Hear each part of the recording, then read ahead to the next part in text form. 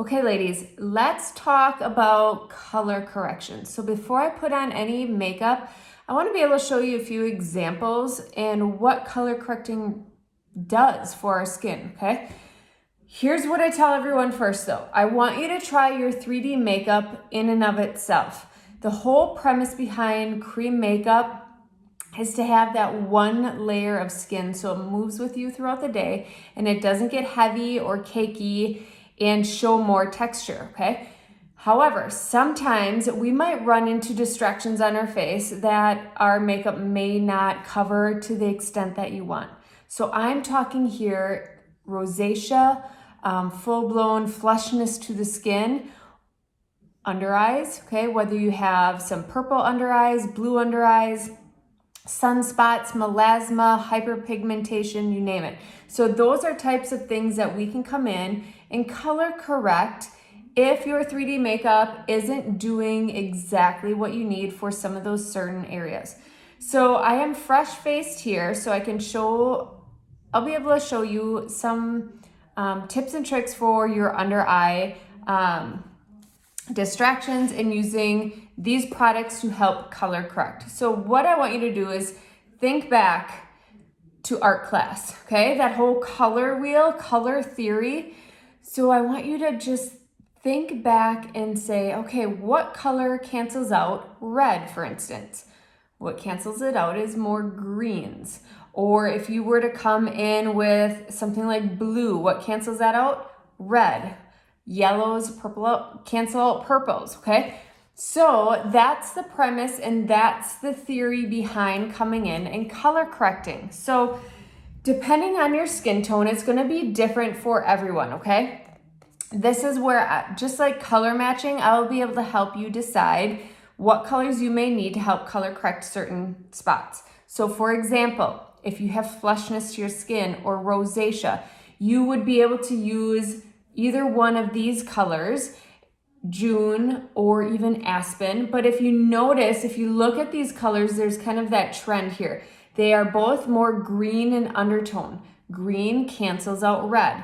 A great thing to use is our blend brush, because if you're coming in and you're gonna color correct, so let's say I have a red patch here, I want you to come in before you put on your 3D makeup and ever so lightly put a little bit of color corrector on. So depending on what it is, you may just tap into that big fluffy end and come and color correct that spot, okay? Or if it's a little bit more precise, the reason why I like this blend brush, you can come into the smaller end, tap a little of that product on and come right into that area where it's redness. What should happen is that redness is going to go away. The greens are gonna kind of combat it, so then you can come in with your makeup afterwards and it's going to help camouflage that distraction. A couple other colors that we use here. So sunlit, you can tell that sunlit has a little bit more yellow based, so that's good for more fair or purple under eye discoloration. If you have bright blue under eyes, you might want to come in with a color such as Frenchie. Frenchie holds kind of those red and pinks to help distract. One that I use on my under eyes is Mango. Mango has a little bit of orange, which is helpful for me because my under eyes are a little bit of purple and blue, okay? So let me just show you. When I'm dealing with my under eyes, I actually like to use the Smudge Brush because you can get a very small amount and get that color right on where it needs to be.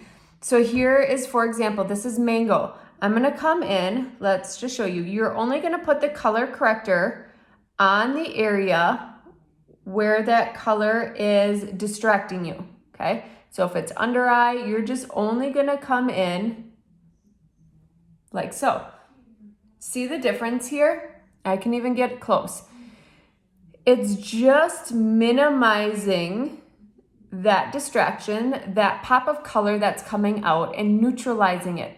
So we're not gonna take a color and swipe it all over under our eye. Otherwise, we're gonna see some orange tones starting to come up over here where I don't have any blues or purples. But it's just gonna help minimize those colors right in that area, okay? Mango is also a good one for sunspots or freckling as well. So I will show you. Let's just fix this side too. Okay, so I have got some freckling on my nose. So I can also come in and just play around, again, with the smallest amount and kind of camouflage some of those distractions. So you may look at my nose and think, well, that's more red, but as you get up close, it's actually a lot of freckling that's causing some darkness to shine through, okay? So that's how you can color correct. We'll get that one little patch right there. Super simple to do if that's something that you need added to your arsenal.